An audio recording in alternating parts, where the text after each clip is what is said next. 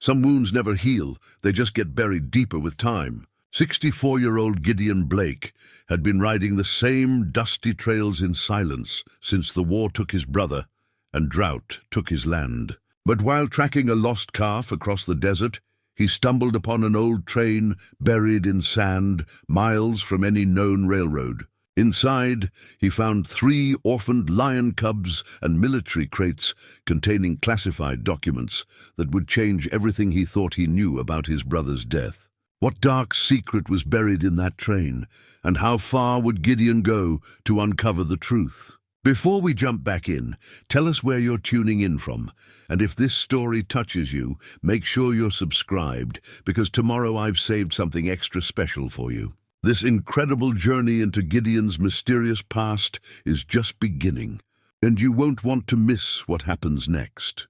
The morning sun cast long shadows across the Blake ranch, painting the weathered barn and sagging fence posts in shades of amber and rust. Gideon Blake stood on his front porch, coffee mug in hand, watching the horizon swallow the last hints of dawn. At 64, his body carried the accumulated weight of decades spent under the merciless desert sun, but his eyes remained sharp, the pale blue of winter sky. The ranch had been in his family for 3 generations, though what remained barely deserved the name. Drought had claimed most of his cattle 5 years ago, leaving him with a dozen head and memories of better times. The bank had been patient, but patience wore thin like everything else in this unforgiving landscape. Thunder, his 20-year-old bay gelding, nickered from the corral. The horse was nearly as old as Gideon felt some mornings, but they understood each other in the way that comes from shared endurance. Together, they had ridden these trails through seasons of plenty and want. Through the years when hope seemed as scarce as rainfall, Gideon's fingers found the edge of his shirt pocket, where he kept his worn leather journal. For 40 years, he had recorded rainfall, cattle births, feed costs, and the small victories that kept a rancher going. Lately, the entries had grown sparse. What was there to write about fence repairs when there was no money for wire? What point in noting the weather when every day brought the same cloudless sky? The kitchen table held the remnants of a solitary breakfast. Black coffee, 2 eggs over easy, and toast made from day-old bread. He had long ago stopped setting a second place, though sometimes muscle memory made him reach for another cup. The house felt too large for one man, its empty rooms holding conversations that would never come again. In the bedroom dresser, beneath folded work shirts and spare socks, lay a small wooden box. Gideon rarely opened it, but he knew its contents by heart. 2 military dog tags on a beaded chain, a Purple Heart still in its presentation case, and 3 letters written in his younger brother's careful handwriting. Marcus Blake had been 21 when he shipped out to Vietnam in 1967. He never made it home. The official story was simple enough. Marcus had died in a helicopter crash during what the military called a routine supply mission. No enemy fire, no heroic last stand, just an accident in a war full of them. The army had expressed their regrets, presented the medals, and moved on to the next grieving family. But something had never sat right with Gideon about that story. Marcus had been mechanically gifted, the kind of young man who could coax life from a broken engine or nurse a wounded animal back to health. He had enlisted not out of patriotic fervor, but from the practical knowledge that military service would provide steady pay and maybe even college money when he returned. The farm could wait, Marcus had said. There would be time enough for ranching after he had seen something of the world. The crash had happened during Marcus's second tour, after he had already proven himself capable of surviving in that green hell halfway around the world. By then, he should have been careful, experienced, harder to kill. Instead, he had died in what the investigators called mechanical failure, as if the machines he understood so well had somehow betrayed him. A knock at the front door interrupted Gideon's brooding. Through the screen, he could see Sarah Chen's slight figure silhouetted against the morning light. She wore practical jeans and a cotton shirt, her graying hair pulled back in a simple ponytail. At 58, Sarah possessed the quiet strength of someone who had learned to depend on herself. "Morning, Gideon," she said as he opened the door. "I brought coffee cake. Figured you might appreciate something that didn't come out of a can." Sarah owned the adjacent property, a smaller spread that she had managed alone since her husband's death 3 years ago. David Chen had been a good man, a veterinarian who had served both their communities with skill and compassion. His sudden heart attack had left Sarah with land she struggled to maintain, and memories that sometimes felt heavier than grief. "That's kind of you," Gideon said, accepting the wrapped plate. "Come in, coffee's still hot." They sat at the kitchen table, the familiar ritual of neighborly conversation filling the spaces that solitude had carved hollow. Sarah had a way of talking that didn't require much response, sharing small observations about weather and livestock that acknowledged their shared circumstances without dwelling on hardship.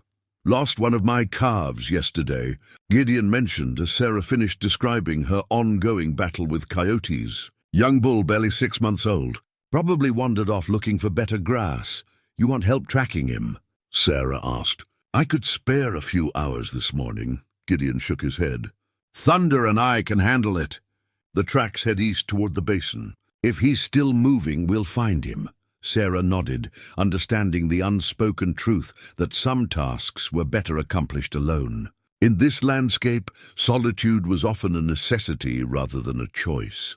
The desert demanded self-reliance, teaching harsh lessons to those who expected rescue to come from others. "I've been thinking about David lately," Sarah said suddenly, her fingers tracing the rim of her coffee cup. "Not the sad thoughts, but the good memories. He used to say that animals know things about us that we don't know about ourselves, that they can sense our true nature beneath all the pretending we do." "Marcus used to say something similar," Gideon replied. "He had a way with animals that seemed almost mystical. Could gentle a wild horse just by being patient with it." They sat in comfortable silence, two people who had learned that grief shared was somehow more bearable than grief carried alone. Outside, thunder whinnied, reminding Gideon of the day's obligations. After Sarah left, Gideon prepared for the ride ahead. He filled his canteen, checked his rifle, and gathered the basic supplies that desert travel demanded. The missing calf represented more than just lost livestock. Every animal mattered when the herd had shrunk to so few. Thunder stood patiently as Gideon saddled him, the horse's ears pricked forward with interest. They both knew the routine, had performed this dance of preparation countless times over the years. Horse and rider moved with the synchronization that comes from mutual trust and shared purpose. The trail east led through scrubland dotted with mesquite and prickly pear, past ancient rock formations that had witnessed the passage of countless generations. This was land that remembered everything: the footsteps of indigenous peoples, the wagon wheels of settlers, the cattle drives that had once moved thousands of head toward distant railroads. Gideon's thoughts wandered as thunder picked his way along the faint path. The journal in his pocket contained 40 years of ranch records, but it held no entry for the day Marcus died. Some losses were too large for words, too profound for the simple notation that marked cattle births and feed purchases. The sun climbed higher, its heat beginning to press down on man and horse alike. In the distance, heat waves shimmered off the desert floor, creating phantom lakes that vanished as quickly as they appeared. It was in this landscape of mirages and shifting shadows that reality sometimes bent, revealing truths that daylight normally kept hidden, Thunder's gates steady and sure. They rode deeper into the basin, where Gideon hoped to find his lost calf. The land here rolled in gentle swells, carved by wind and water into patterns that spoke of patience and persistence. It was country that demanded respect, that could kill the unprepared, but would sustain those who understood its rules. As they crested a low ridge, Gideon spotted the calf's tracks in a patch of sandy soil. The prints were fresh, probably made in the early morning hours, when the animal had sought cooler temperatures for travel. The trail led northeast, toward a section of the basin that Gideon rarely visited. Following the tracks, he noticed something odd about their pattern. The calf appeared to be moving with purpose rather than wandering randomly, as if drawn toward some specific destination. In his experience, lost cattle usually circled back toward familiar territory, but these tracks led steadily away from the ranch. The trail descended into a shallow valley where wind-carved rocks created natural shelters and the occasional seep provided precious water.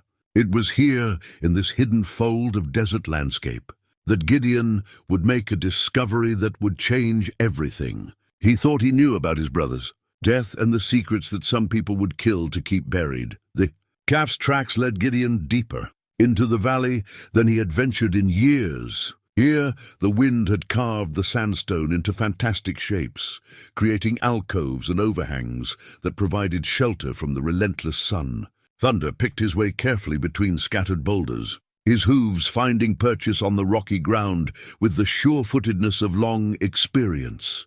As they rounded a particularly large formation, Gideon caught sight of his missing calf. The young bull stood near what appeared to be a rust-colored outcropping, but something about the shape struck him as wrong. The lines were too straight, too regular for natural rock formation. Squinting against the glare, Gideon urged Thunder closer. What he had taken for stone revealed itself to be metal, weathered and sandblasted, but unmistakably artificial. As they approached, the true nature of the discovery became clear. It was a train car, half buried in sand and debris, sitting impossibly in this remote valley, miles from any railroad track. Thunder snorted and shied away, sensing something that made his equine instincts wary. Gideon dismounted, ground-tying the horse with the confidence that came from decades of partnership.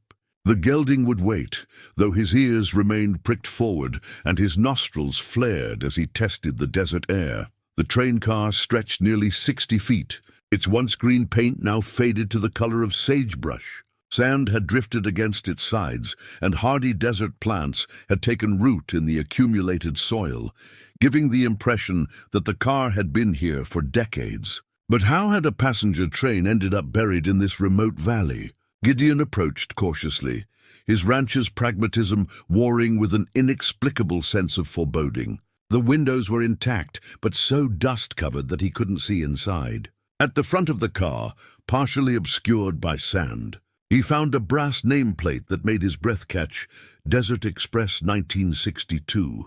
The year Marcus would have been 16, dreaming of adventures beyond the ranch, but still 5 years away from his fateful enlistment. What was a train from that era doing buried in this forgotten valley? Moving along the car's length, Gideon found a door that hung slightly ajar, its frame warped by decades of desert heat and cold. The metal groaned as he pulled it open, releasing air that smelled of dust and something else, something animal and wild that made the hair on his neck stand up. The interior was dim, illuminated only by the light filtering through the grimy windows. As his eyes adjusted, Gideon saw that the passenger seats had been removed, leaving an open space scattered with debris. But it was the movement in the far corner that made him freeze. 3 pairs of golden eyes stared back at him from the shadows. As his vision cleared, Gideon realized he was looking at lion cubs, probably 6 months old, huddled together in obvious distress. Their ribs showed through dusty fur, and their eyes held the desperate alertness of young animals too long without adequate care. Lions. In the middle of the Arizona desert, inside a buried train car that shouldn't exist, Gideon's mind reeled as he tried to process what he was seeing. The cubs were clearly dehydrated and malnourished, but alive.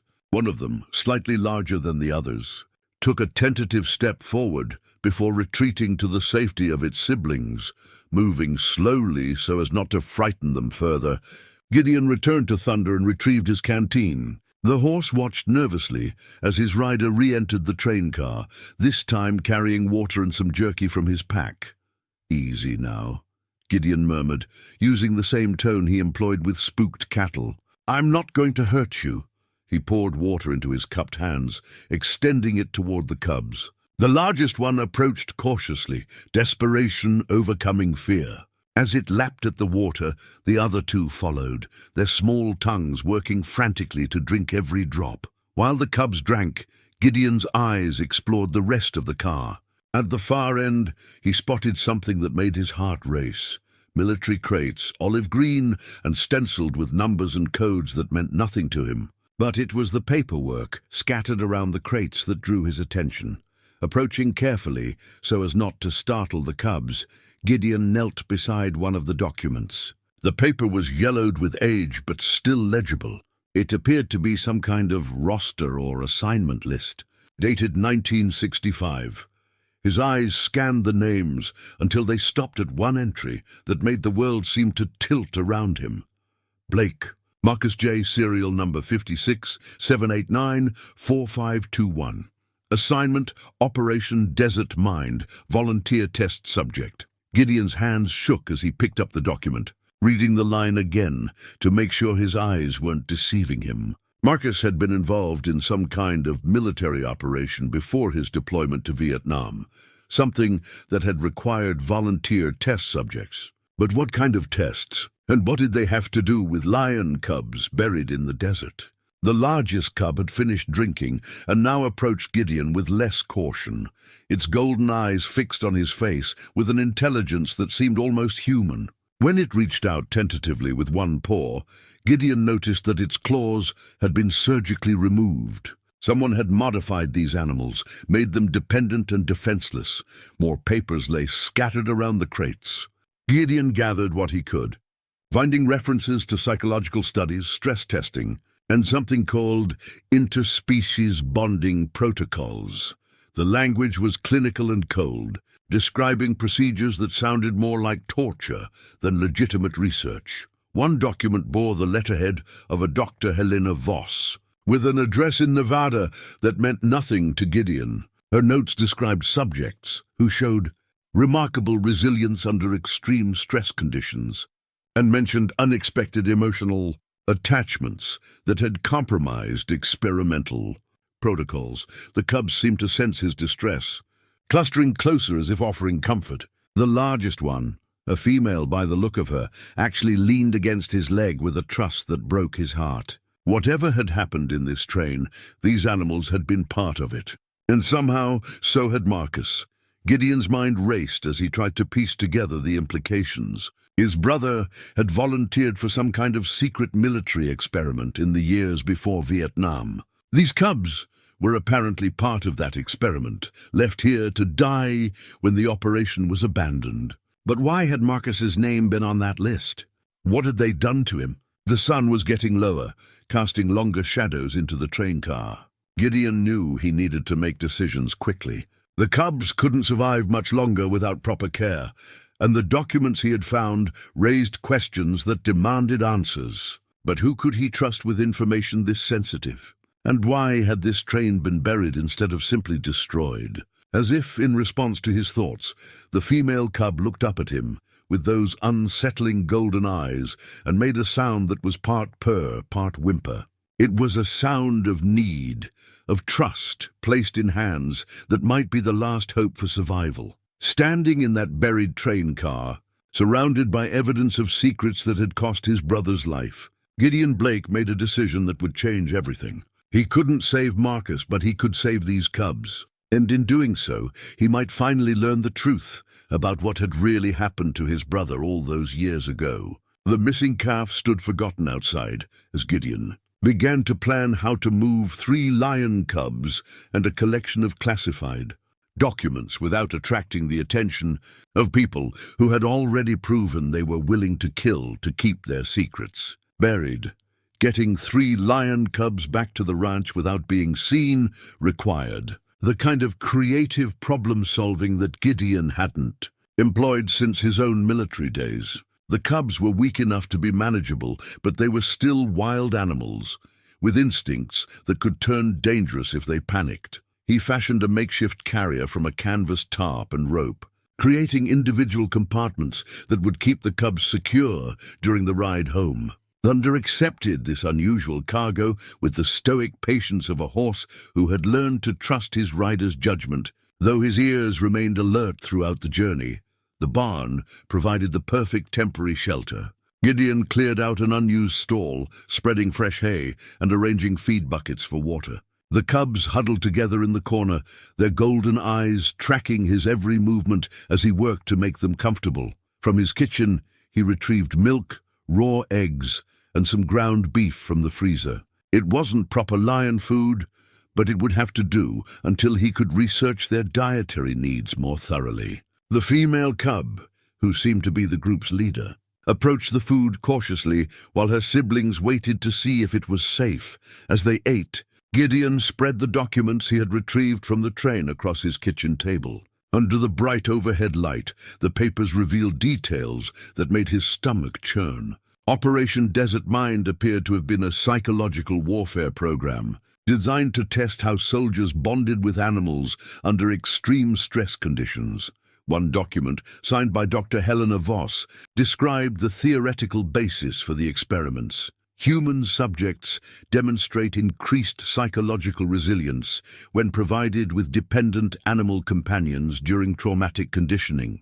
This effect may prove useful in creating soldiers capable of withstanding enhanced interrogation techniques. The clinical language couldn't disguise what the researchers had been doing. They had been torturing young soldiers while forcing them to care for helpless animals, measuring how the emotional bond affected their ability to resist psychological pressure. It was monstrous science dressed up in academic terminology.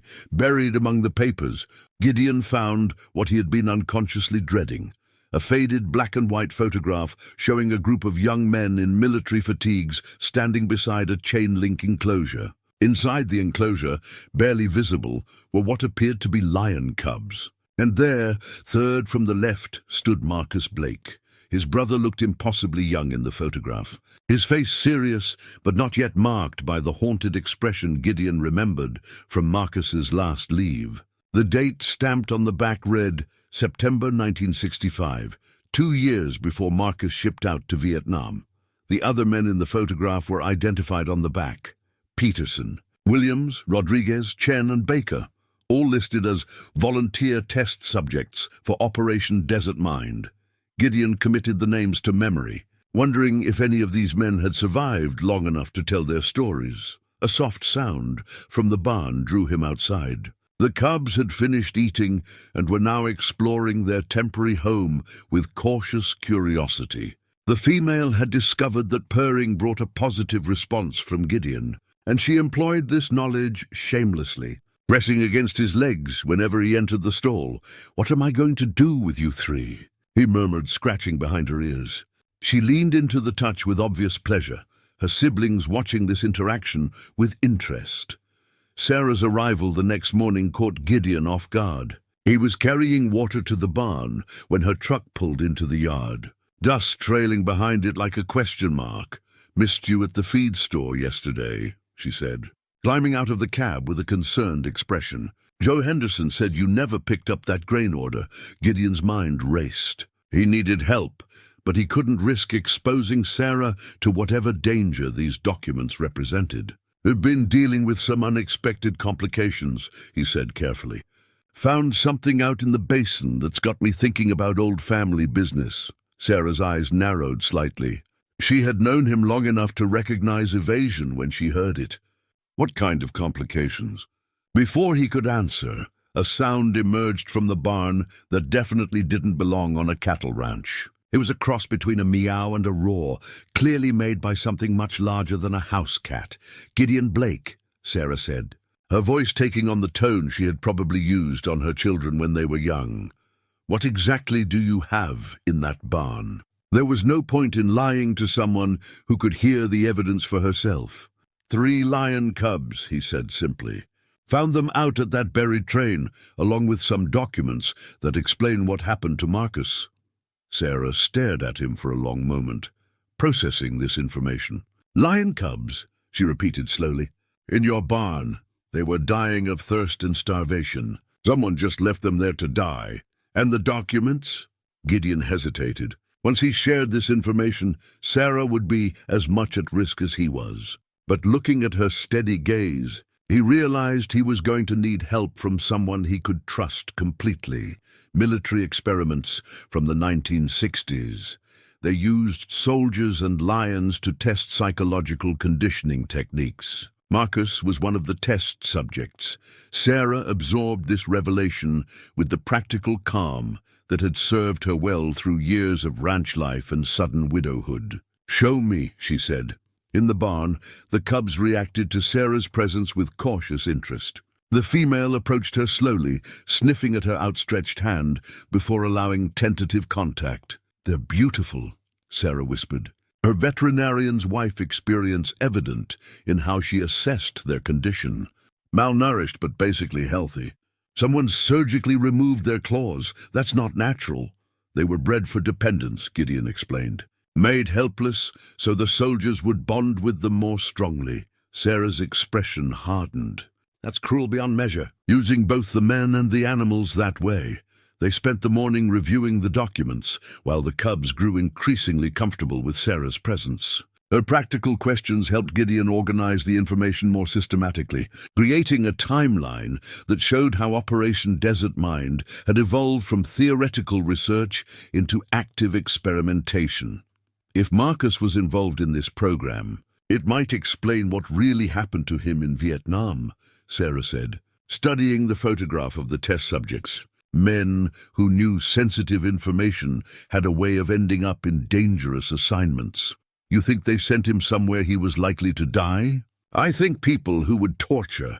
Soldiers with lion cubs wouldn't hesitate to arrange convenient accidents." Her voice carried the certainty of someone who had seen enough of human nature to believe the worst of institutional power. The cubs had formed a small pride in their stall, with the female clearly establishing herself as the alpha.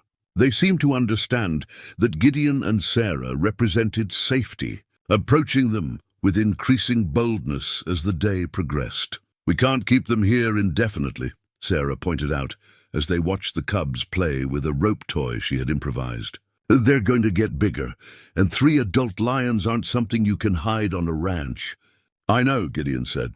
"But first I need to understand what happened to Marcus. These cubs are the only surviving evidence of Operation Desert Mind.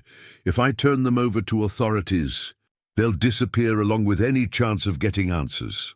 Sarah nodded, understanding the terrible mathematics of justice. "Then we need to research this thoroughly and quickly. The longer we wait, the more dangerous this becomes for all of us, including them."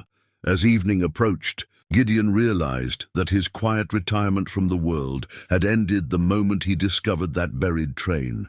Whether he wanted it or not, he was now responsible for 3 innocent lives and the dangerous truth about his brother's death. The question was whether he could keep everyone safe long enough to expose the people who had buried their crimes in the desert sand. The research consumed Gideon's evenings like a fever. After tending to the cubs and managing the daily ranch work, he would spread Dr. Helena Voss's notes across his kitchen table, piecing together the horrifying methodology of Operation Desert Mind. Dr. Voss had been thorough in her documentation, recording every aspect of the psychological conditioning program with scientific precision. Her handwritten notes revealed the cold calculation behind the experiments. Subject bonding with animal companions increases pain tolerance by an average of 34% and extends resistance to psychological pressure by an estimated 72 hours. The cubs, or their predecessors, had been carefully selected for the program. According to Voss's notes, lion cubs were chosen because they required constant care, but would grow into powerful predators, creating a complex emotional dynamic that maximized psychological stress. The soldiers were forced to nurture creatures that would eventually become dangerous, mirroring the impossible choices they might face in combat. Test subjects demonstrate strongest protective instincts when animal companions are threatened, one note read. Recommend increasing stress, protocols involving simulated danger to cubs to measure subject breaking points. Gideon's hands shook as he read. Descriptions of the enhanced interrogation techniques employed while soldiers watched their animal companions being threatened. The researchers had discovered that threatening the cubs was far more effective than threatening the soldiers themselves, a revelation that had apparently excited Dr. Voss's academic sensibilities. Sarah arrived each morning now with supplies and quiet support, never asking questions about the growing pile of documents or Gideon's increasingly haggard appearance. She had taken on much of the cubs' daily care, bringing her veterinary knowledge to bear on their nutritional needs and health monitoring. "They're gaining weight," she reported, watching the cubs demolish their morning meal of ground beef and supplements. "The female's definitely the alpha. She eats first and makes sure the others stay in line." The cubs had indeed grown stronger under their care, their coats gaining luster and their movements becoming more confident. They had also grown more attached to their human caretakers, following Gideon and Sarah around the barn like oversized house cats. The female, whom Sarah had started calling Luna for her golden coloring, had claimed Gideon as her particular human, purring whenever he approached and sleeping pressed against the stall door closest to the house. "They're not quite normal lions," Sarah observed one morning as they watched the cubs play. "Their behavior is too trusting, too dependent. It's like they were bred for companionship rather than survival." Gideon nodded grimly. "According to Voss's notes, that's exactly what happened. They selectively bred for docility and emotional bonding. These cubs are descended from animals that were genetically modified to be better test subjects." The implications were staggering. Someone had spent years developing a strain of lions specifically designed to form emotional bonds with humans, then used those bonds as weapons in psychological warfare experiments. The casual cruelty of it, to both animals and soldiers, spoke to an institutional mindset that valued data over dignity. Among the documents, Gideon found personnel files for some of the test subjects. Marcus's file was thin but revealing. "Volunteer recruit demonstrates exceptional psychological resilience and strong protective instincts. Recommended for Phase 3 testing, involving extended isolation protocols with animal. Companion. Phase 3 had apparently involved separating soldiers from their cubs for days or weeks while subjecting them to various forms of psychological pressure. The goal was to measure how the emotional bond affected their ability to resist interrogation when their animal companions were threatened or harmed." "Look at this," Sarah said, pointing to a medical report dated 3 weeks before Marcus's deployment to Vietnam. "Physical examination shows evidence of chronic stress, elevated cortisol levels, sleep deprivation, symptoms consistent with prolonged psychological trauma. Marcus had left Operation Desert Mine damaged, his psychological resilience deliberately broken down and rebuilt according to someone else's specifications. They had sent him to war already carrying invisible wounds that no one would recognize or treat." The cubs seemed to sense Gideon's growing anger about their shared history. Luna would press against him when his tension rose, purring in a way that suggested comfort rather than mere affection. Her siblings, a male Gideon had started calling Shadow, and another female Sarah called Sage, exhibited similar behaviors, as if they had inherited not just physical traits but emotional intelligence designed to support traumatized humans. It was during one of these evening research sessions that Gideon noticed the truck, a dark sedan, had been parked on the county road for 3 consecutive nights, positioned where its occupants could observe anyone coming or going from the ranch. When Gideon mentioned it to Sarah, her expression grew troubled. "How long since you found that train?" she asked. 4 days. Someone might have been monitoring it, waiting to see if anyone discovered it." Her practical mind was already working through the implications. If this operation was as secret as these documents suggest, there could be people whose job it is to make sure it stays that way. That evening, Gideon moved the most important documents to a hiding place in the barn's foundation, wrapping them in oiled cloth and sealing them in a waterproof container. If someone came looking, they would find only routine ranch records and veterinary supplies. The cubs sensed the tension, staying closer to their human protectors and exhibiting the kind of alert behavior that suggested they understood danger, even if they couldn't identify its source. Luna spent the night pressed against the stall door, her golden eyes reflecting moonlight as she watched the darkness beyond the barn. The next morning, the sedan was gone, but tire tracks in the soft earth near the ranch entrance showed that someone had indeed been conducting surveillance. Gideon studied the tracks carefully, noting the wide wheelbase and deep tread pattern that suggested a government vehicle rather than a civilian car. "We need to accelerate our research," he told Sarah as they examined the evidence. "If they're watching us, it won't be long before they decide we're a threat." Sarah's response surprised him. Maybe it's time to take this to someone with more resources, a journalist or a lawyer who specializes in military cover-ups. But Gideon wasn't ready to trust outsiders with information that had already cost his brother's life. "Not yet," he said. "First, I want to understand the full scope of what they did. Marcus volunteered for something he thought would help his country, and they destroyed him for it. I owe him the truth, all of it." The Cubs seemed to approve of this decision, clustering around Gideon with the kind of protective loyalty that had been bred into their bloodline.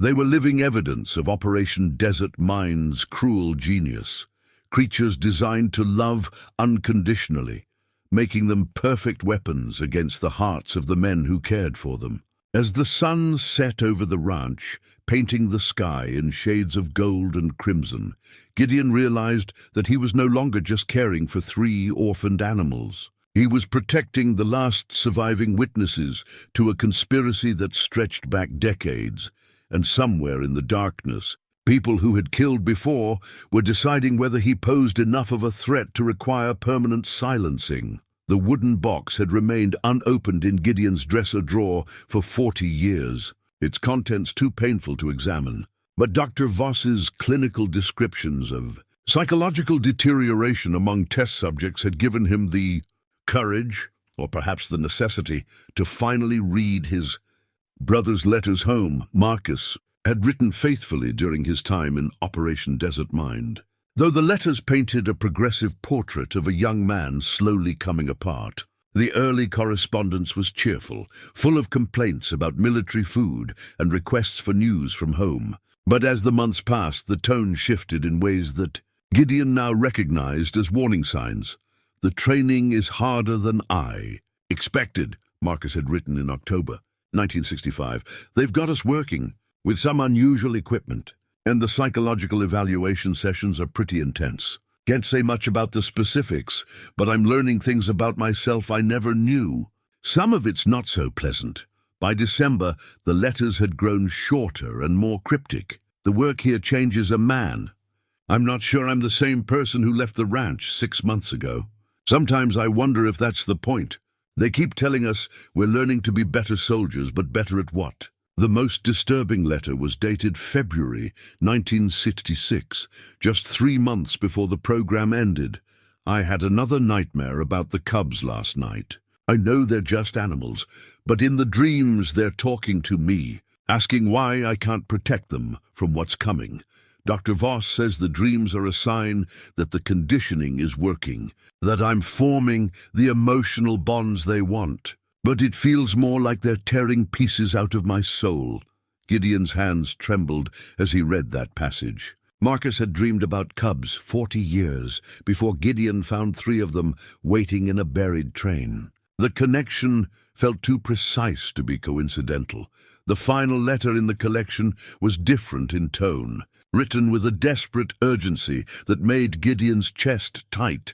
"Something's wrong here, Gideon. Really wrong. I can't give you details, but if anything happens to me, don't believe the official story. Look for the truth in the places they don't want you to search. Take care of the ranch, and remember that I loved you and Mom more than this uniform. Don't let them make my death meaningless." Marcus had known he was in danger even before his deployment to Vietnam. The letter was dated March 1966, more than a year before the helicopter crash that supposedly killed him. In the barn, the cubs demonstrated daily that they were far from ordinary lions. Luna had learned to open simple latches, while Shadow showed an uncanny ability to anticipate human emotions, becoming more playful when Gideon was sad and more protective when he was angry. Sage had developed a habit of arranging objects in patterns that seemed almost deliberate, creating geometric designs with her toys and food bowls. "They're too smart," Sarah observed. watching Luna manipulate a complex puzzle toy that Sarah had constructed from PVC pipes and hidden treats. Normal lions don't solve problems like that. Someone enhanced their cognitive abilities along with their emotional bonding. The implications were chilling. If Operation Desert Mind had succeeded in creating hyper-intelligent, emotionally bonded lions, what other modifications might they have made? And why had the program been abandoned when it seemed to be producing the results the researchers wanted? That afternoon, while Sarah ran errands in town, Gideon noticed the black SUV again. This time, it was parked openly in his driveway, and two men in suits stood beside it with the relaxed confidence of people accustomed to being obeyed. The cubs sensed the threat immediately. Luna positioned herself between Gideon and the strangers, her body tense despite her removed claws. Shadow and Sage flanked her, the three of them forming a protective arc that spoke to generations of selective breeding for guardian instincts. "Mr. Blake," the taller man said, his voice carrying a government authority that Gideon remembered from his own military days. "I'm Agent Morrison. This is Agent Park. We need to discuss some items that may have been recovered from federal property." "Don't know what you're talking about," Gideon replied, though his heart was racing. The cubs could sense his fear, their low growling creating a rumble that made both agents step backward. "We have reports of unusual animal activity in this area," Agent Park said, his eyes fixed on Luna's golden stare. "Animals that might pose a public safety risk if not properly contained." "These are domesticated cats," Gideon lied smoothly. "Rescued from an animal hoarder, perfectly legal and properly vaccinated." Agent Morrison's smile was thin and cold. "Mr. Blake, we know you found the train. We also know you removed classified materials that belong to the United States government. We're prepared to be reasonable about this, but we need those documents returned." The cubs' growling intensified, and Luna took a step forward that made both agents reach instinctively toward their weapons. The gesture told Gideon everything he needed to know about their intentions and their fear of what he had discovered. "I think you gentlemen should leave my property," Gideon said quietly. "Unless you have a warrant, you're trespassing." "We'll be back, Mr. Blake," Morrison said. "Next time we'll bring the proper paperwork. I'd advise you to consider carefully what's in your best interests." After they left, Gideon sat in his kitchen with shaking hands, reading through more of Dr. Voss's personnel files. What he found made him understand why armed federal agents were interested in 3 supposedly dead lion cubs. Of the 12 soldiers who had participated in Operation Desert Mind, 10 were listed as deceased in military records. But the circumstances of their deaths painted a disturbing pattern: helicopter crashes, training accidents, friendly fire incidents in Vietnam, and in 2 cases, apparent suicides after returning from combat. Only 2 names showed different outcomes. Chen, David L., listed as transferred to civilian status in 1967, and Blake, Marcus J., killed in aircraft malfunction during his second tour. Chen, David, Sarah's late husband, had been one of Marcus's fellow test subjects, which explained her immediate understanding of the document's significance and her willingness to help protect dangerous secrets. That evening, when Sarah returned from town, Gideon confronted her with David's personnel file. "You knew," he said simply. "You knew about Operation Desert Mind before I showed you those documents." Sarah's composure finally cracked, tears filling her eyes as she sank into a kitchen chair. "David spent 30 years trying to forget what they did to him in that program. When he died, I found his hidden files, medical records, therapy notes, correspondence with other survivors. He was planning to go public with the story. And his heart attack? 3 days after he contacted a journalist about the program. The medical examiner said it was natural causes, but David was in perfect health. He'd been an athlete all his life." The cubs sensed the emotional weight of the conversation, clustering around both humans with the protective instincts that had been bred into their genetic code. Luna pressed against Gideon's legs, while Shadow and Sage flanked Sarah, offering silent comfort to people whose pain they could sense but not understand. "They've been killing the survivors for decades, Sarah continued.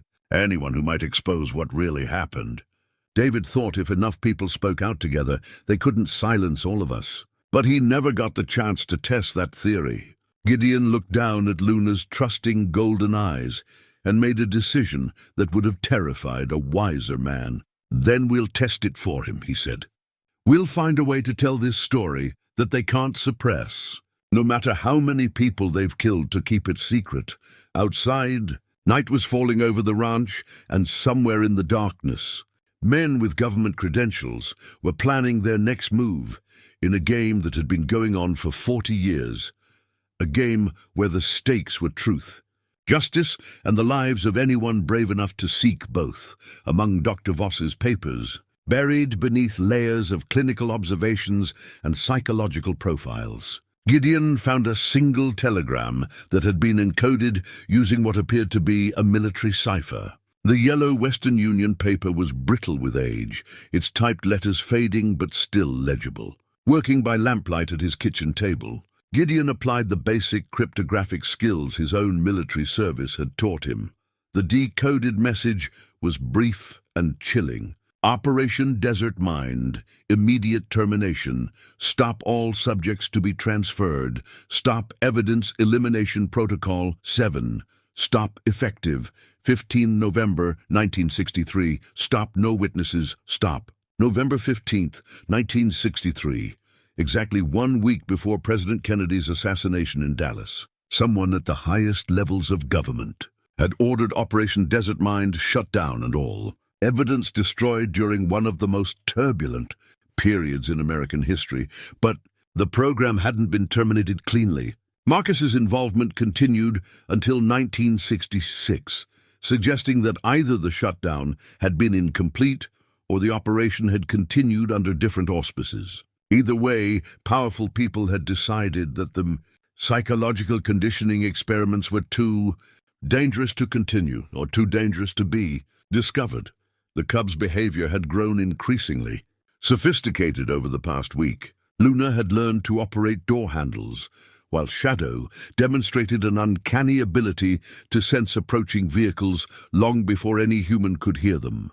Sage had begun what could only be described as strategic behavior, positioning herself where she could observe both the house and barn simultaneously. They're not just pets, Sarah observed, as they watched the cubs coordinate their movements around the property. They're functioning like a trained security unit. Someone engineered them to be protectors as well as companions. The truth of her words became apparent when the men came in the night. Gideon woke to Luna's low warning growl vibrating through the floorboards from the barn below. Thunder's nervous whinnying confirmed that something had disturbed the normal rhythm of ranch night sounds. Moving carefully to his bedroom window, Gideon spotted flashlight beams moving systematically around his property. 3 separate lights, suggesting a coordinated search. The cubs had fallen silent, but Gideon could hear the soft sounds of large bodies moving with predatory grace. Even without claws, they retained the instincts of apex predators, and those instincts were now focused on protecting their territory. A soft knock at the back door made Gideon's heart race until he recognized Sarah's voice. "It's me." I saw the lights from my place. She had brought a hunting rifle and a grim expression that suggested she was prepared to use both. David left detailed instructions about what to do if people came looking for Operation Desert Mine materials, she whispered. "There's an old mine shaft on my property where we can hide the cubs and documents moving. 3 lions and a collection of classified documents through dark terrain, while armed men searched the area, required the kind of tactical planning that Gideon hadn't employed since Vietnam. The cubs seemed to understand the gravity of the situation, moving with silent coordination that spoke to their enhanced intelligence. Luna took point, her golden eyes scanning for threats, while Shadow and Sage flanked their human protectors. They moved like a military unit, each animal taking responsibility for a specific sector of their formation. When one of the searchers' flashlights swept too close, the cubs dropped low and froze until the danger passed. The mine shaft on Sarah's property had been abandoned for decades, its entrance hidden by scrub brush and weathered timber. David had apparently prepared it as a hiding place years ago, stocking it with supplies and creating a secure space that couldn't be detected by casual search. He always said if they came for him, they'd come at night, Sarah explained as they settled the cubs in the mine's main chamber. Government agents prefer to work when there are no witnesses. The cubs adapted to their temporary shelter with remarkable calm, as if underground spaces were familiar to them. Luna explored the mine's passages with obvious curiosity, while Shadow and Sage established a security perimeter near the entrance. Their behavior suggested they had been trained for this kind of concealment. Back at the ranch, they watched through binoculars as the searchers became more aggressive, using tools to pry open storage buildings and examine every possible hiding place. But they found nothing except routine ranch equipment and aging livestock feed. It was during this tense observation that Sarah shared the most disturbing piece of information she had kept hidden. David found evidence that Dr. Voss tried to blow the whistle on Operation Desert Mind. She sent documentation to 3 different journalists and 2 congressmen in early 1967. What happened to her? She disappeared. Officially, she took a leave of absence for health reasons and was never seen again. But David found correspondence suggesting she had discovered something that made the animal experiments look trivial by comparison. Gideon studied the documents they had brought to the mine, looking for clues about what Dr. Voss might have discovered. Hidden among her clinical notes, he found references to Phase 4 protocols that went beyond psychological conditioning into what she termed permanent neural modification. The researchers had apparently succeeded in creating not just emotional bonds between soldiers and animals, but actual neurological connections that allowed for shared sensory input and emotional states. The cubs weren't just bred for intelligence and loyalty, they were designed to form psychic bonds with their human partners. That's why Marcus had nightmares about cubs he'd never seen, Gideon realized. The connection didn't end when the program shut down. Part of him remained linked to the animals. Sarah nodded grimly. And if the government discovered that Marcus was still psychically connected to evidence of their crimes, they would have considered him a permanent security risk. The implications were staggering. Marcus hadn't died in a random helicopter crash. He had been murdered because his enhanced bond with the experimental animals made him a liability that could never be safely ignored. In the mine, the cubs had arranged themselves in a protective formation around the hidden documents, as if they understood that these papers represented justice for their predecessors and safety for their human family. Their golden eyes reflected the flashlight beam with an intelligence that seemed to comprehend far more than any normal animal should. As dawn approached and the searchers finally departed, Gideon realized that they were no longer just protecting 3 unusual animals and some classified documents. They were safeguarding evidence of a conspiracy that had murdered his brother and countless others, while creating genetically modified creatures whose very existence proved the scope of governmental overreach. The train hadn't been buried. To hide a failed experiment, it had been buried, because the experiment had succeeded too well, creating bonds between humans and animals that transcended death itself. And somewhere in the federal bureaucracy, people were still willing to kill to keep that success secret, watching the cubs sleep in their underground sanctuary. Gideon understood that Luna, Shadow, and Sage represented more than just survivors of cruel experimentation. They were living proof that love and loyalty could be engineered, enhanced, and weaponized, and that some truths were dangerous enough to justify murder across multiple decades. The question now was whether he could expose that truth before the people who had killed Marcus decided that his younger brother had also become too dangerous to let live. The discovery came by accident, as the most significant revelations often do. While helping the cubs settle into their temporary underground shelter, Luna knocked over a canvas bag that Sarah had brought from David's hidden files. Among the scattered papers, a small metallic object caught the flashlight beam. An audio recorder, old-fashioned but apparently well-maintained. David never mentioned this, Sarah said. picking up the device with trembling hands. But he labeled everything so carefully. This one just says, Voss, Final Testament. The recorder was a professional model from the 1960s, the kind used by researchers to document their work. Dr. Helena Voss had apparently hidden it among her papers before her disappearance, and somehow David Chen had recovered it decades later. With shaking fingers, Sarah pressed the play button. Dr. Voss's voice emerged from the tiny speaker, distorted by age but unmistakably urgent. If you're hearing this recording, then I'm either dead or they've made me disappear. My name is Dr. Helena Voss, and I was the lead researcher for a classified military program called Operation Desert Mind. What I'm about to tell you will sound like the ravings of a paranoid mind, but I have documentation to prove every word. Gideon and Sarah exchanged glances as the cubs gathered around the recorder, their enhanced intelligence apparently recognizing the significance of what they were hearing. Operation Desert Mind was not just psychological conditioning, Dr. Voss continued.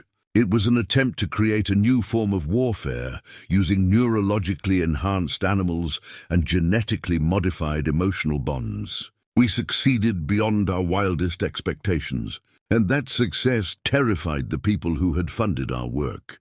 The recording crackled with static, but her words remained clear. The lions were bred from a strain that had been genetically modified for enhanced cognitive function and empathic bonding. But the real breakthrough came when we discovered that the psychological conditioning created actual neural pathways between human and animal subjects. We weren't just training soldiers to care for animals. We were creating psychic links that transcended normal biological boundaries. Gideon's breath caught as the implications hit him. Marcus's nightmares about cubs he'd never seen weren't just trauma responses. They were actual sensory input from animals that remained connected to him across space and time. The soldiers who formed the strongest bonds showed remarkable changes in their psychological profiles, Dr. Voss continued. Increased empathy, enhanced threat detection, improved stress tolerance, and most significantly, the ability to share sensory input with their animal partners. We had accidentally created a form of human-animal telepathy. Sarah paused the recording, her face pale in the flashlight beam. That's why David had those episodes toward the end of his life. He said he could feel the pain of animals he'd never met, that he could sense their emotions, even in his dreams. The cubs seemed to understand the gravity of what they were learning. Luna pressed against Gideon's leg with unusual intensity, while Shadow and Sage positioned themselves as if guarding against unseen threats. Dr. Voss's voice resumed. The military applications were obvious. Soldiers bonded to enhanced animals could serve as living reconnaissance units, sharing sensory data across vast distances. But the ethical implications were staggering. We had created beings that were neither fully human nor fully animal, existing in a liminal space that challenged every assumption about consciousness and identity. The recording revealed that Operation Desert Mind had been shut down not because it failed, but because it succeeded too well. The neural modifications had proven irreversible, creating permanent psychic bonds that the military couldn't control or predict. Some of the test subjects began experiencing what we termed cascade events, Dr. Voss explained. The neural pathways would spontaneously strengthen, allowing the soldiers to access not just their partner animals' sensory input, but the collective experiences of the entire modified strain. They were becoming something new, something we didn't understand.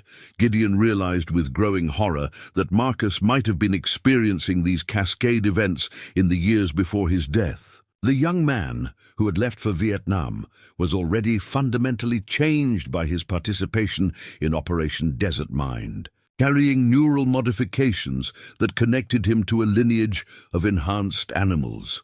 I tried to document everything before they shut us down, Dr. Voss continued. But certain individuals within the program had become convinced that the test subjects represented a security risk that could never be adequately contained. They began making plans to ensure that no evidence of our work would survive.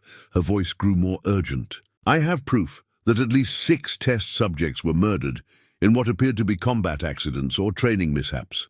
The killings were carried out by a specialized unit that reported directly to the Pentagon, bypassing normal military command structures. They called themselves the Containment Division.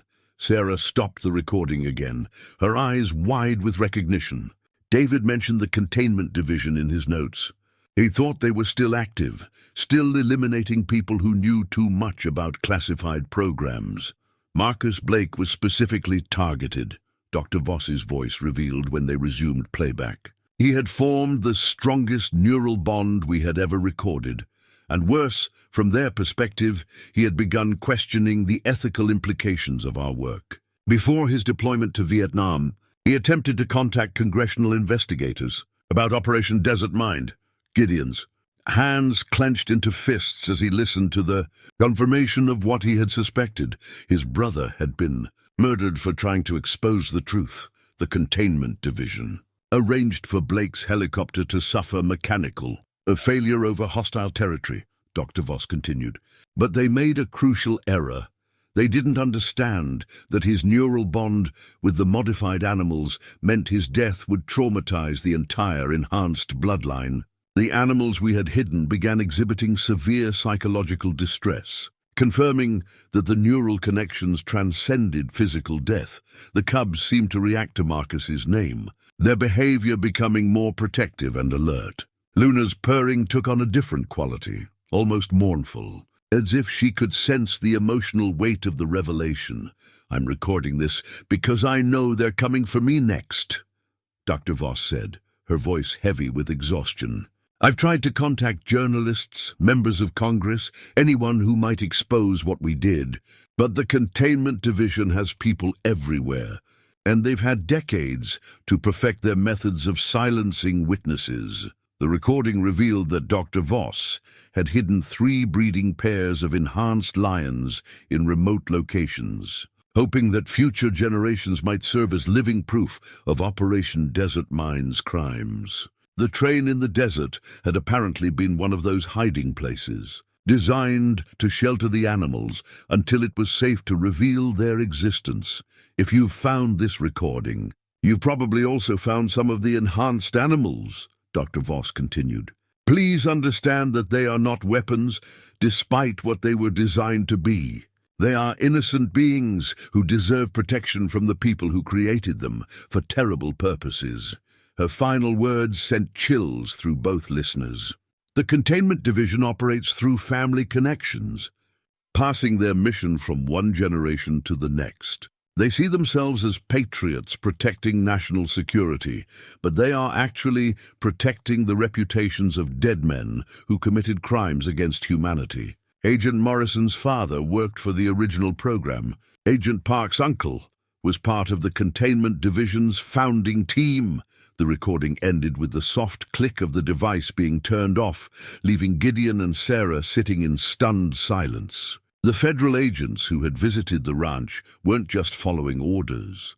They were continuing a family tradition of murder and cover-up that stretched back decades. In the mine's dim light, the cubs arranged themselves in a protective formation around their human family, their golden eyes reflecting an intelligence that now made perfect sense. They were the descendants of Dr. Voss's hidden animals, genetically enhanced and neurologically modified to form bonds that transcended normal biological limitations.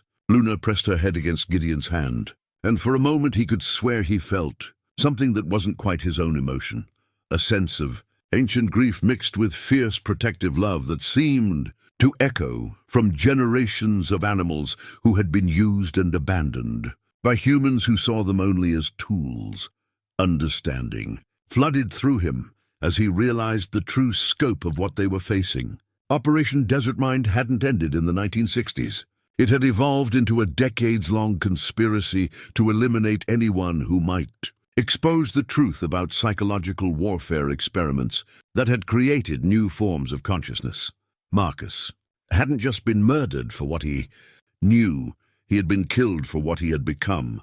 A human being neurologically, linked to creatures that could serve as living witnesses to crimes that powerful people were still willing to kill to conceal. The discovery of Marcus's journal came when they returned to the buried train at dawn, hoping to find additional evidence before the containment division could remove or destroy it. Sarah had insisted on accompanying him, bringing David's camera and a portable scanner to document everything they found. The train car looked different in morning light, less mysterious, but somehow more ominous. Years of desert wind had scoured its metal surfaces, creating patterns that resembled claw marks. Inside, the scattered papers and empty crates told a story of hasty abandonment, as if someone had fled in great haste. It was Luna who found the journal, her enhanced senses leading her to a metal box wedged beneath what had once been a passenger seat. The container had been painted to match the train's interior, making it nearly invisible unless you knew exactly where to look. Inside the box, wrapped in oiled cloth and sealed with wax, lay a leather-bound journal filled with Marcus's handwriting. But this wasn't the casual correspondence of a young soldier. These were the careful notes of someone planning for war. If you're reading this, little brother, then they probably succeeded in killing me, the first entry began. But if you're smart enough to find this journal, you might be smart enough to finish what I started.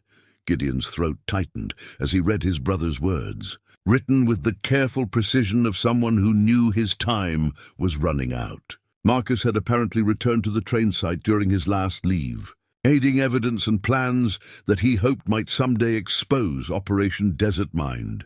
The neural modifications are permanent, Marcus had written. I can feel them even now.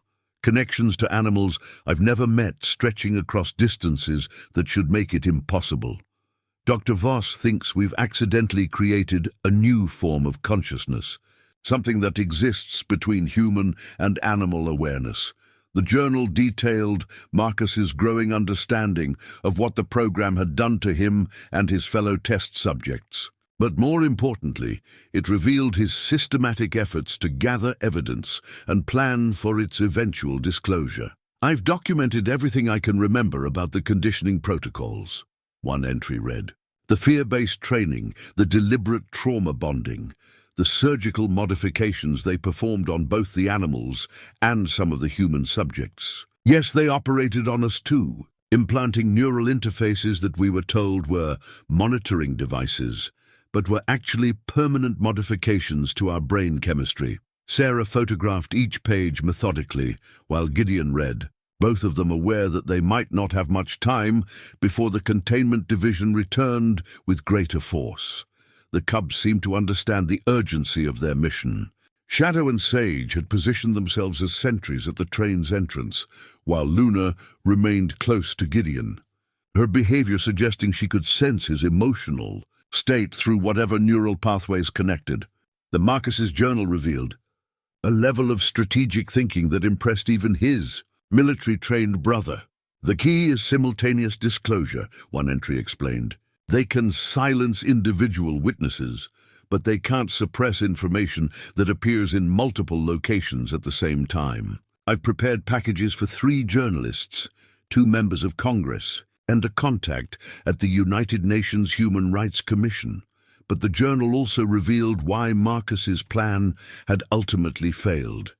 They're watching me too closely now. Agent Morrison's father has been asking questions about my activities during leave time, and I think they suspect I'm collecting evidence. I may not live long enough to implement the disclosure plan, but I can at least make sure the evidence survives. The most personal entries dealt with Marcus's growing concern for Gideon's safety.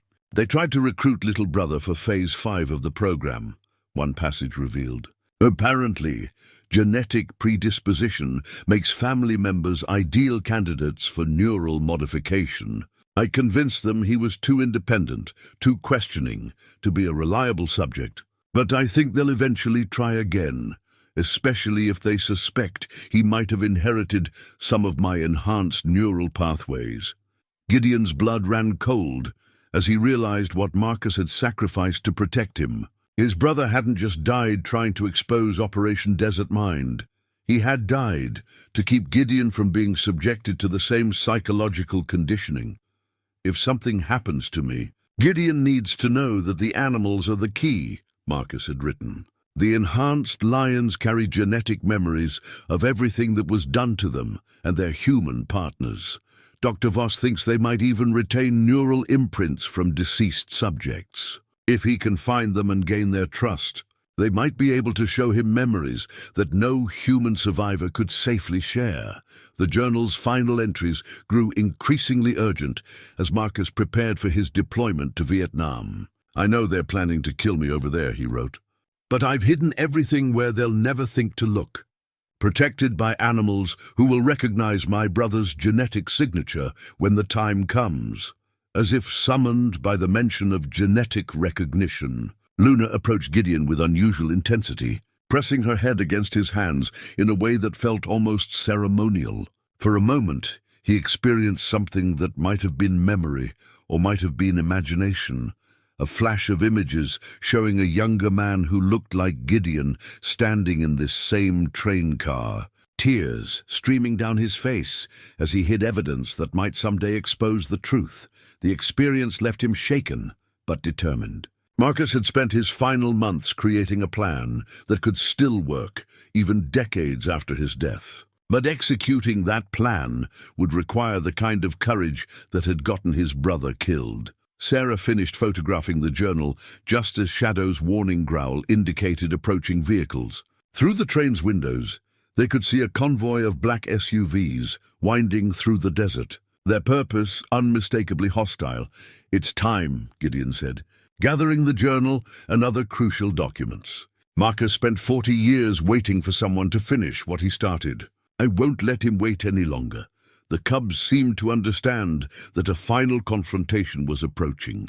Their behavior shifted into what could only be described as tactical mode, moving with coordinated precision that spoke to their enhanced intelligence and pack instincts. Luna took point position, Shadow covered their retreat route, and Sage positioned herself where she could observe multiple approaches to their location. They made it back to the mine shaft with minutes to spare, the cubs' superior hearing and enhanced senses providing early warning of the approaching forces. But this time the agents weren't conducting a covert search. They were mounting a full-scale operation designed to eliminate all evidence and witnesses. In the mine's concealment, Gideon activated the satellite phone that Sarah had brought from David's emergency supplies. The first call went to Rebecca Martinez, an investigative journalist whose contact information Marcus had included in his journal. The second went to Congressman Phillips, whose staff Marcus had identified as potentially sympathetic to whistleblower protection. "This is Gideon Blake," he said into the phone, his voice steady despite the circumstances. "I have evidence of a decades-long government conspiracy involving illegal human experimentation, murder of witnesses, and the cover-up of war crimes. If something happens to me in the next few hours, please investigate Operation Desert Mind and the Containment Division." The cubs arranged themselves in a protective formation around their human family, their golden eyes reflecting an intelligence that seemed to comprehend the stakes involved.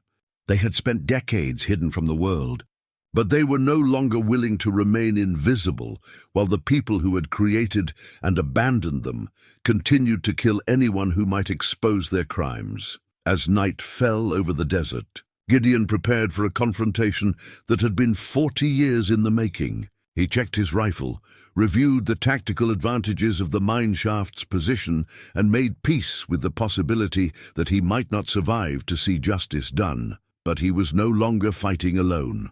Sarah stood beside him with the grim determination of someone who had lost too much to government lies. The cubs positioned themselves with the strategic intelligence of creatures, bred for warfare but motivated by love.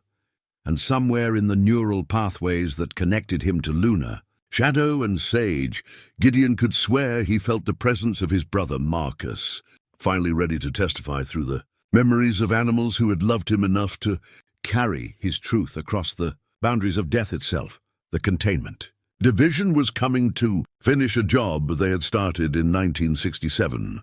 But they would discover that some truths were too large to be buried, and some bonds too strong to be broken by mere murder. Operation Desert Mind had created more than enhanced animals and modified soldiers. It had created a family willing to die for justice and truth. Tomorrow would bring either vindication or death. But tonight, in a hidden mine shaft, surrounded by creatures that embodied the best and worst of human ambition, Gideon Blake finally understood what his brother had died trying to protect, the knowledge that love, loyalty, and courage could transcend even the most sophisticated attempts to weaponize them. Dawn broke over the desert with the harsh clarity that comes before storms, and Gideon knew the final confrontation could no longer be avoided. The convoy of black SUVs had positioned themselves in a perimeter around the buried train site, their occupants apparently confident that superior numbers and firepower would be sufficient to end 40 years of potential exposure. But Agent Morrison had underestimated both the tactical advantages of the terrain and the loyalty of creatures bred for warfare. As Gideon approached the train car with the master file of Operation Desert Mind documents in a weatherproof case, Luna, Shadow, and Sage moved through the desert scrub with predatory silence that their ancestors would have recognized. "Mr. Blake," Morrison called out as Gideon emerged from behind a rock formation, the case held prominently in his hands. "You're making this much more difficult than it needs to be. We're prepared to offer you a comfortable retirement in exchange for your cooperation. The same kind of retirement you offered my brother," Gideon replied, his voice carrying across the desert air with the authority of someone who had nothing left to lose. "Or the same deal you gave Dr. Voss." Agent Park stepped forward, his weapon drawn, but pointed toward the ground in a gesture that was meant to appear non-threatening. "Your brother was a war hero who died serving his country. Don't tarnish his memory with conspiracy theories. It was Luna who responded first, emerging from concealment with a roar that echoed off the canyon walls. Despite her removed claws, she moved with the fluid grace of an apex predator, positioning herself between the agents and Gideon with unmistakable intent. "Jesus Christ," one of the junior agents muttered, his weapon swinging toward the lion before Morrison's sharp command stopped him. "Don't fire unless I give the order," Morrison snapped. "We need Blake alive long enough to retrieve all copies of the documents," but Shadow and Sage had flanked the agent's position while attention was focused on Luna, their enhanced intelligence allowing them to coordinate tactical movements that no normal lions could have achieved. They emerged from opposite sides of the perimeter, creating a three-point formation that suddenly made the heavily armed agents appear vulnerable. "These animals are evidence," Gideon called out, watching as the cubs moved with military precision. "They carry genetic modifications that prove Operation Desert Mind created new forms of consciousness. Every cell in their bodies is documentation of war crimes." Morrison's composure finally cracked as he realized the true scope of what they were facing. The program was terminated 40 years ago. These animals are aberrations that should have been destroyed along with the rest of the evidence. "Tell that to David Chen," Sarah's voice rang out from her concealed position near the train car, her camera documenting everything through a telephoto lens. "Tell that to all the test subjects your family murdered to protect their precious secret." The revelation that Sarah was recording the confrontation sent immediate tension through the agents' ranks. Modern technology meant that whatever happened here could be transmitted instantly to news outlets worldwide, making the kind of quiet elimination that had worked for decades impossible. "Your father trained you well," Gideon said to Morrison, recognizing the family resemblance to photos he had seen in the Operation Desert Mind files. "But he didn't prepare you for dealing with witnesses who can't be silenced because they're not entirely human anymore." Luna's behavior suddenly shifted, her body going rigid, as if she were receiving some kind of signal. Shadow and Sage responded immediately, their coordinated movement suggesting they were operating on a level of communication that transcended normal animal behavior. The neural pathways are still active, Gideon realized aloud. They're accessing genetic memories from their predecessors, including memories of the original test subjects. Morrison raised his weapon, abandoning any pretense of negotiation. Enough. Hand over the documents and surrender the animals, or this ends badly for everyone involved. But the cubs had positioned themselves with strategic intelligence that turned the agent's superior firepower into a liability. Any shot fired at Gideon would risk hitting one of the lions, and any attempt to harm the animals would trigger a coordinated response that could overcome multiple armed opponents. "You can't win this," Gideon said, his military training allowing him to assess the tactical situation with professional clarity. "Kill me, and the documents go public through dead man switches I've already activated. Kill the lions, and you destroy evidence that proves their intelligence was artificially enhanced. Let us go, and eventually the truth comes out anyway." Morrison's radio crackled with updates from his team, revealing that additional vehicles were approaching the site. But instead of reinforcements, these appeared to be news vans, drawn by tips from the journalists Gideon had contacted. "The containment era is over," Sarah called out, her documentation providing real-time evidence that couldn't be suppressed or explained away.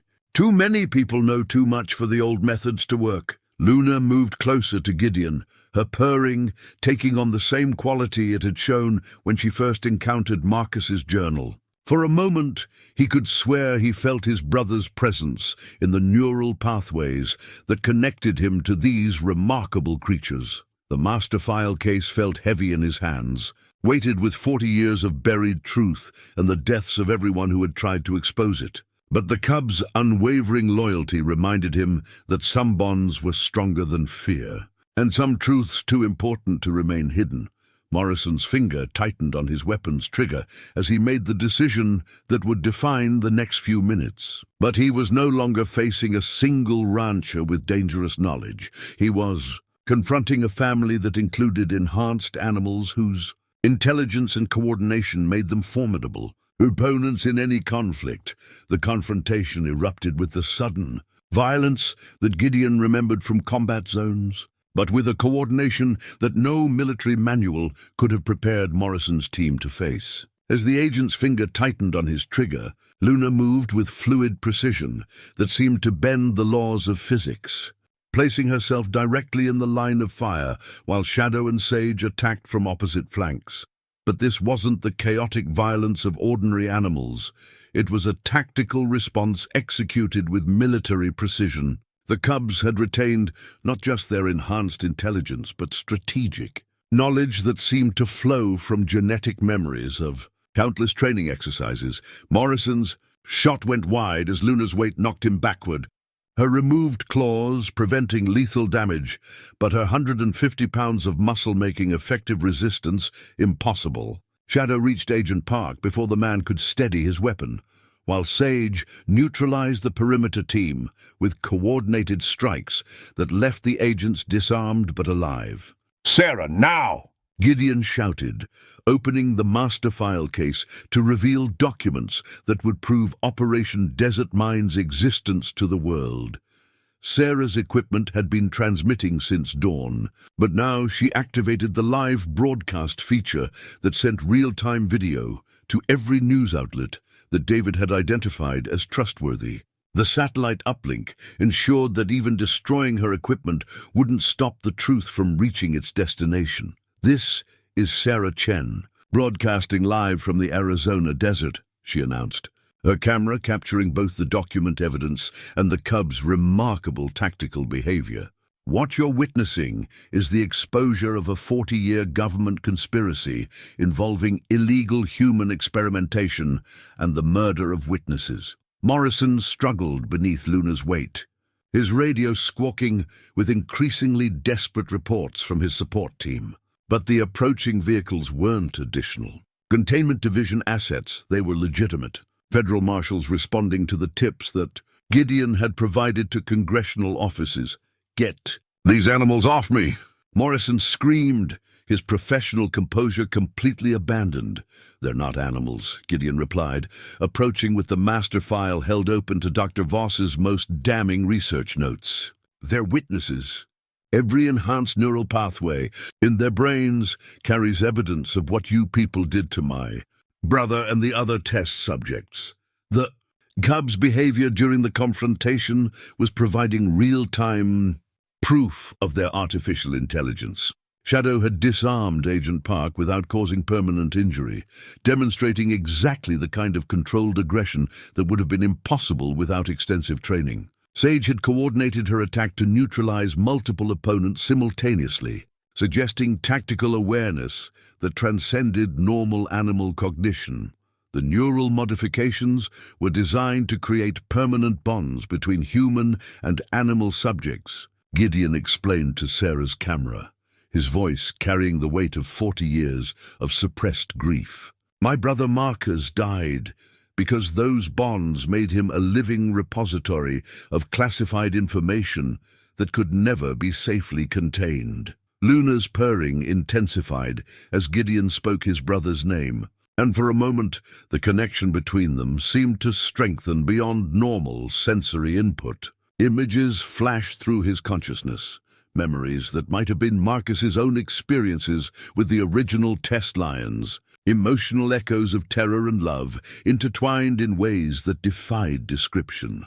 "Marcus tried to expose this program in 1967, Gideon continued, tears streaming down his face as the memories became clearer.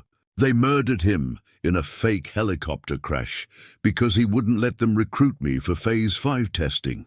He died protecting me from the same conditioning that created these remarkable creatures." The live broadcast was being picked up by news networks worldwide, creating the kind of simultaneous disclosure that Marcus had planned but never lived to implement. Morrison's team could kill everyone at the site, but they couldn't suppress information that was already spreading across global communication networks. Agent Park, still pinned beneath Shadow's considerable weight, made a desperate grab for an incendiary device designed to destroy evidence.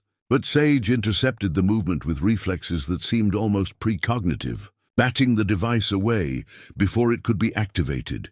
"Even their tactical responses prove artificial enhancement," Sarah narrated for the camera. "No normal lions could coordinate this effectively or demonstrate such precise control over their aggressive impulses." The sound of approaching helicopters filled the desert air, but these bore the markings of legitimate law enforcement rather than covert operations teams. FBI agents and federal marshals surrounded the site with overwhelming force, their body cameras ensuring that every moment of the arrest would be documented.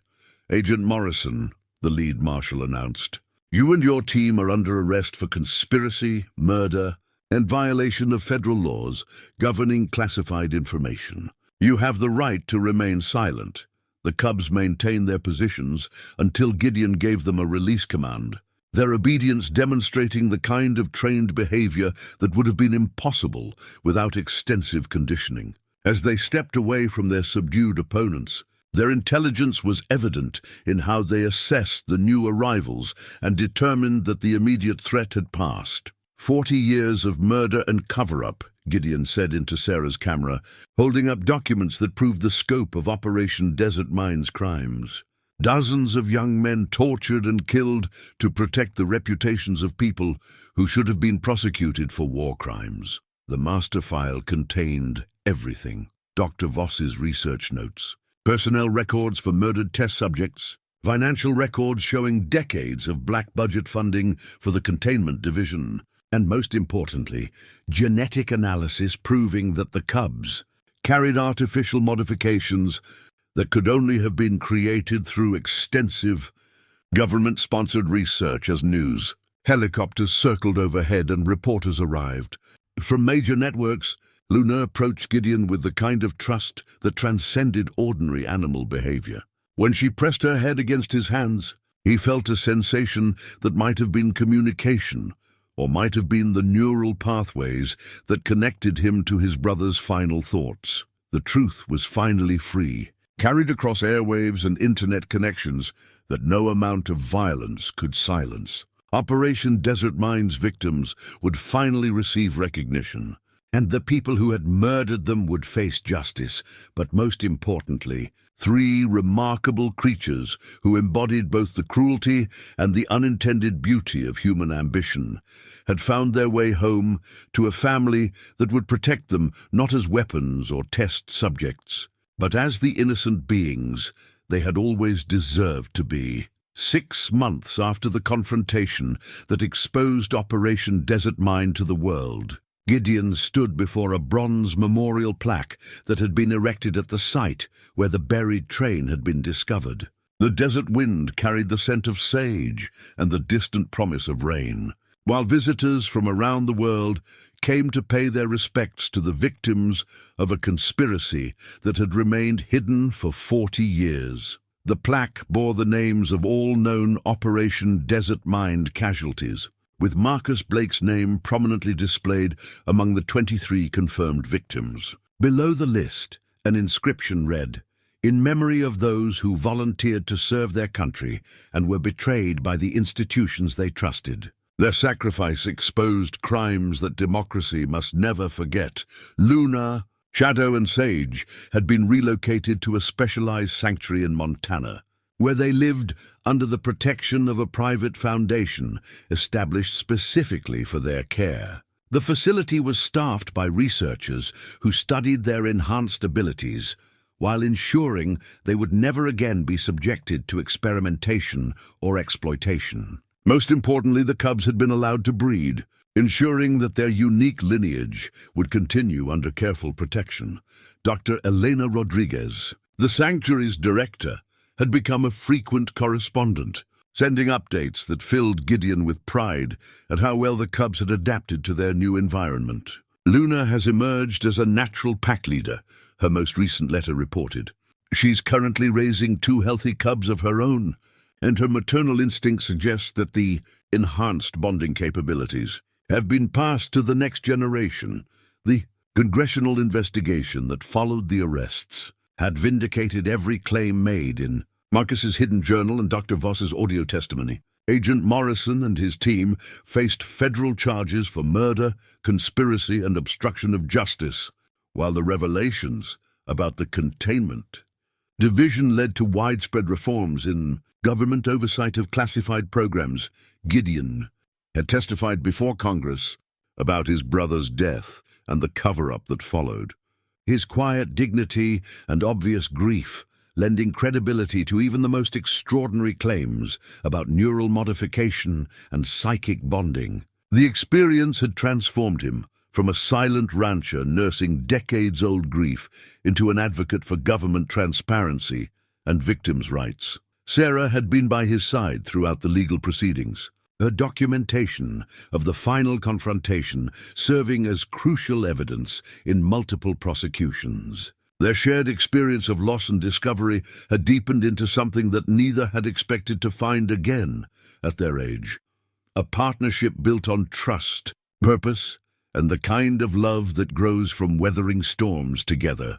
David would have been proud, she said as they walked among the memorial gardens that had been planted around the train site.